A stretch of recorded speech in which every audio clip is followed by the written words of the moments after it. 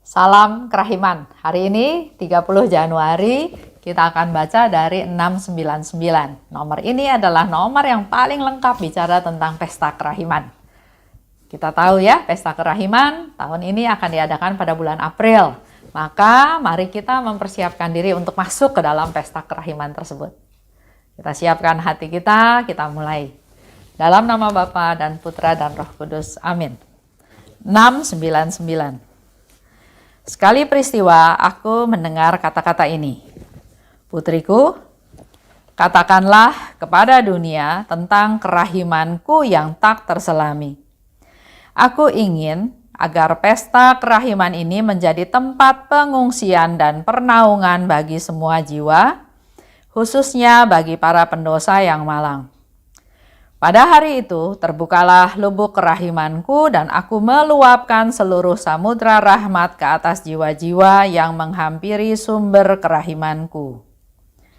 Jiwa yang mengaku dosa dan menyambut komuni kudus akan menerima pengampunan penuh atas dosa-dosanya dan akan bebas dari hukuman.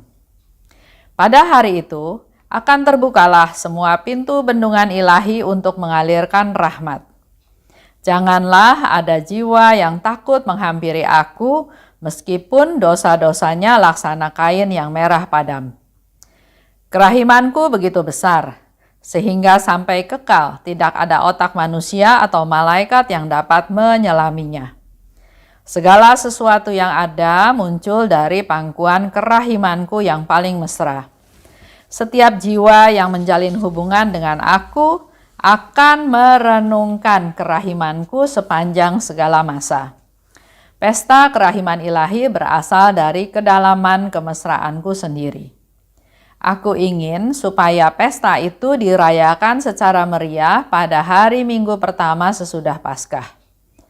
Umat manusia tak mungkin merasa tentram sebelum berpaling kepada sumber kerahimanku. 699 ya, kita baca satu persatu itu semua yang dikatakan oleh Yesus yang berkaitan dengan pesta kerahiman. Putriku, katakanlah kepada dunia tentang kerahimanku yang tak terselami. Kita coba bayangkan ya, kalau Tuhan bilang sama Suster Faustina di waktu itu sekian puluh tahun yang lalu, aku ingin katakan hal ini kepada dunia tentang kerahimanku, kepada dunia, bukan lingkup sekitar, bukan lingkup kota tertentu atau aktivitasnya Suster Faustina, tapi Yesus minta kepada dunia. Kayaknya nggak masuk akal ya, tapi itulah yang mungkin juga terjadi dalam hidup kita sehari-hari. Yesus mau kita berkarya besar, berkarya jauh, bukan hanya senang di zona nyaman, di comfort zone kita. Tuhan mau pakai kita untuk sesuatu yang lebih. Dan di sini artinya Yesus sasarannya bukan hanya lingkup kecil, bukan hanya lingkup lokal, tapi sasaran Yesus adalah seluruh dunia. Seluruh dunia yang sudah maju, yang masih berjuang, yang juga mungkin termasuk yang terbelakang, semuanya ya menjadi target daripada kerahimannya Tuhan. Aku ingin agar pesta kerahiman ini menjadi tempat pengungsian dan pernaungan bagi semua jiwa, khususnya bagi para pendosa yang malang. Aku ingin, kita tahu ya, dengan jelas Yesus katakan aku ingin agar pesta kerahiman itu diadakan oleh Tuhan Yesus. Dan dia ingin supaya pesta ini menjadi tempat pernaungan dan pengungsian. Contoh, berapa hari yang lalu saya dengar ya di TV bicara tentang bencana alam. Ada di Sulawesi Barat. Terjadi gempa menyebabkan longsor, dan longsor itu menyebabkan bangunan-bangunan runtuh. Banyak orang yang juga ada di dalam bangunan itu tertimbun. Ada yang selamat, ada yang sakit, luka, ada yang juga meninggal.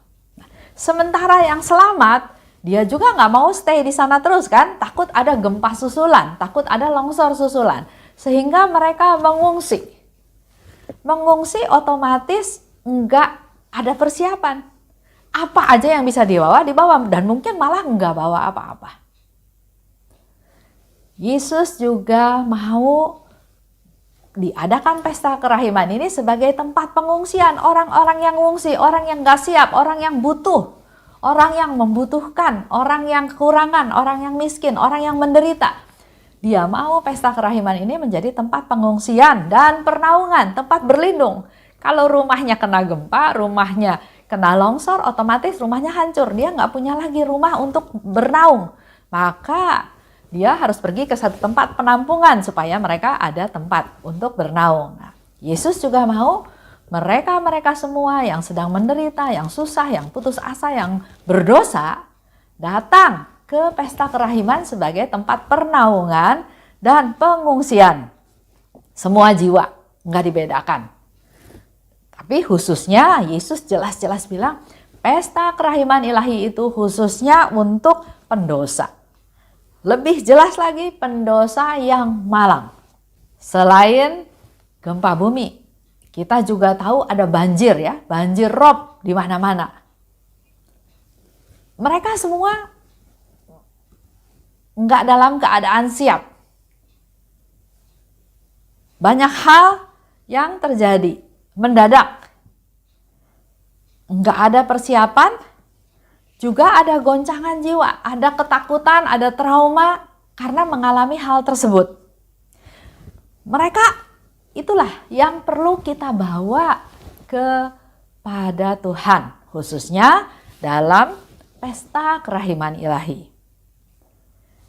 Jadi kita yang tidak mengalami bencana tersebut, kita yang sudah tahu kerahiman Tuhan, kita yang tahu tentang Allah yang baik dan kita sudah merasakan kerahiman Tuhan, maka itulah tugas kita untuk mengajak mereka, membawa mereka bahwa ada tempat pernaungan, tempat pengungsian untuk mereka yang membutuhkan. Kita perlu punya hati, kita perlu perhatian, dan kita juga mungkin perlu korban materi, korban waktu untuk supaya semakin banyak orang datang ke pesta kerahiman. Dan Yesus pesan, khususnya pendosa yang malang. Kita sering, dalam tanda kutip, mengabaikan orang yang berdosa ya. Apalagi kalau dosanya sama kita ya. Biarin aja, syukur aja. Dia jahat sih, dia berdosa sih. Ya kan? Kita lebih memperhatikan orang yang kita kasihi, yang saudara kita, keluarga kita ya. Tapi dalam hal ini Yesus mau bilang, khususnya pendosa yang malang. Nah, mari kita mulai merubah mindset kita. Yang harus kita perhatikan justru adalah mereka-mereka yang sungguh-sungguh membutuhkan pesta kerahiman ilahi tersebut, membutuhkan rahmat dari Tuhan yang akan Tuhan curahkan dalam pesta kerahiman ilahi. Pesta ini khusus untuk pendosa yang malang. Karena Yesus katakan lebih lanjut, pada hari ini terbukalah lubuk kerahimanku.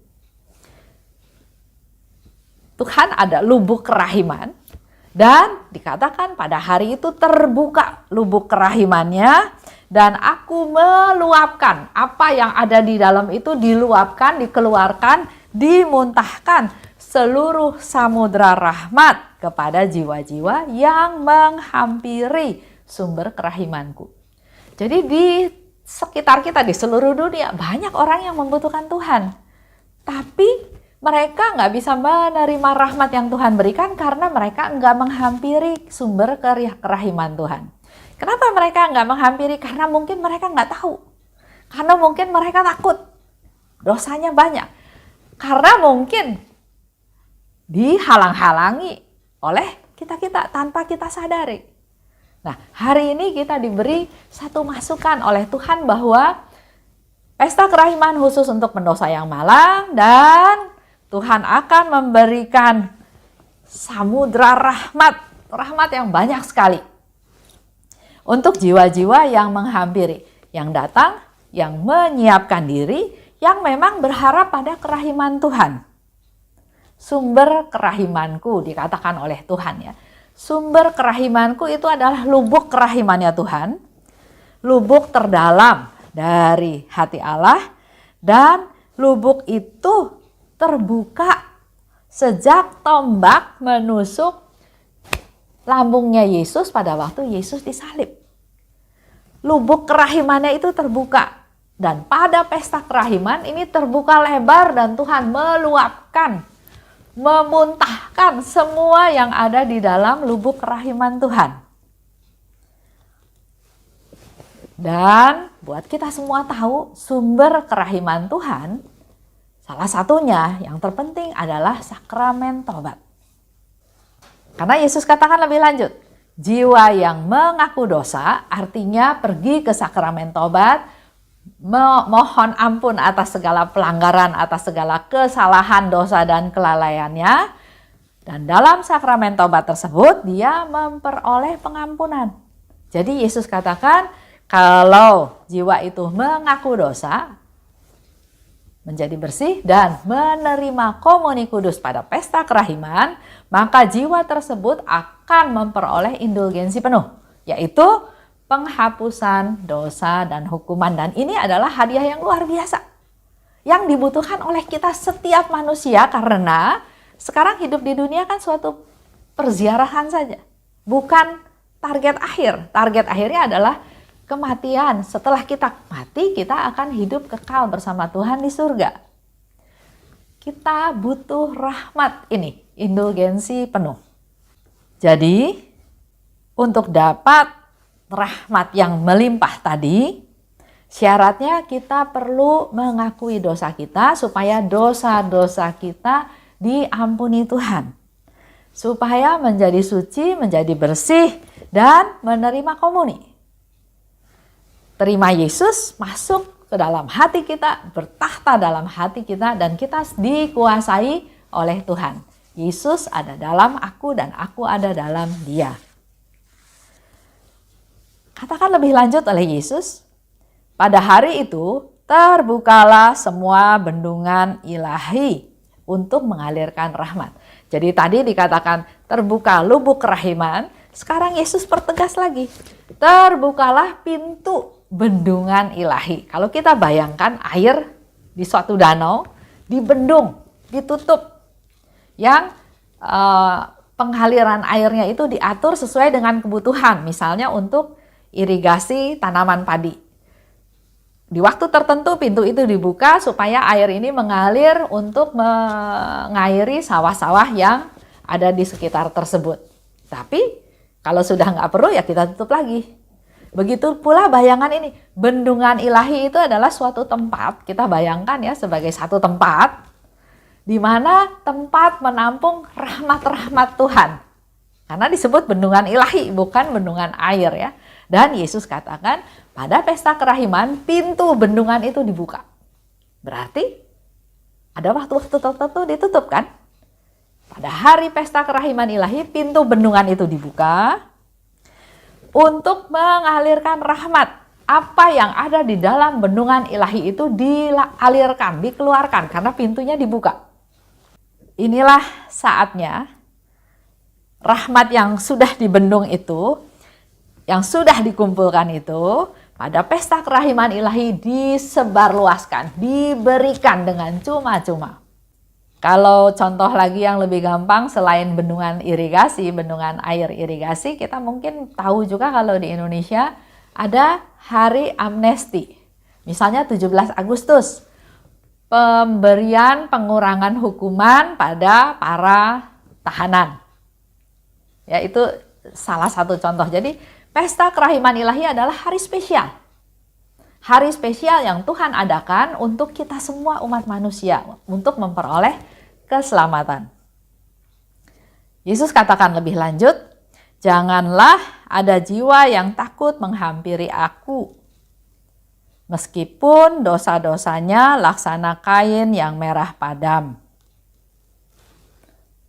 Yesus tahu, karena Yesus juga pernah hidup jadi manusia kan? Jadi memang sebagai manusia kita takut kan kalau ketahuan dosa-dosa kita. Kita pikir dengan kita diam, kita nggak ngaku dosa, nggak ketahuan. Padahal ya Tuhan tahu.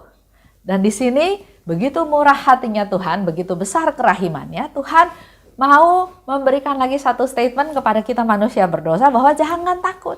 Walaupun dosamu merah padam, jangan takut, datang padaku. Karena kerahimanku begitu besar.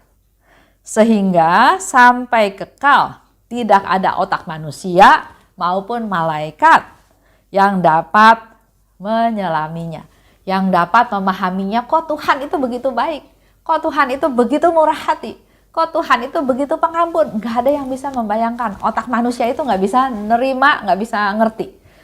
Begitu pula dengan para malaikat.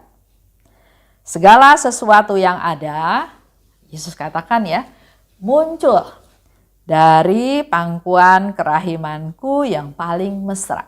Yang paling khusus itu adalah pesta kerahiman.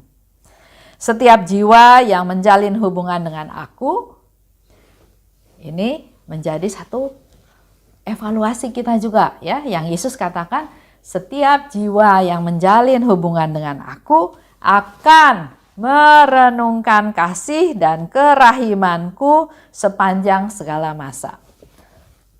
Lihat refleksi kita. Apakah kita merenungkan kasih dan kerahimannya Tuhan sepanjang segala masa? Kalau hidup kita dipenuhi dengan merenungkan kasih-Nya Tuhan, merenungkan kerahimannya Tuhan, fokusnya adalah tentang kasih dan kerahiman, maka itu adalah suatu bukti kita punya jalinan hubungan yang erat dengan Tuhan. Dan terakhir Yesus katakan, umat manusia tidak mungkin merasa tentram sebelum berpaling kepada kerahimanku. Ini juga semacam satu masukan, satu pegangan.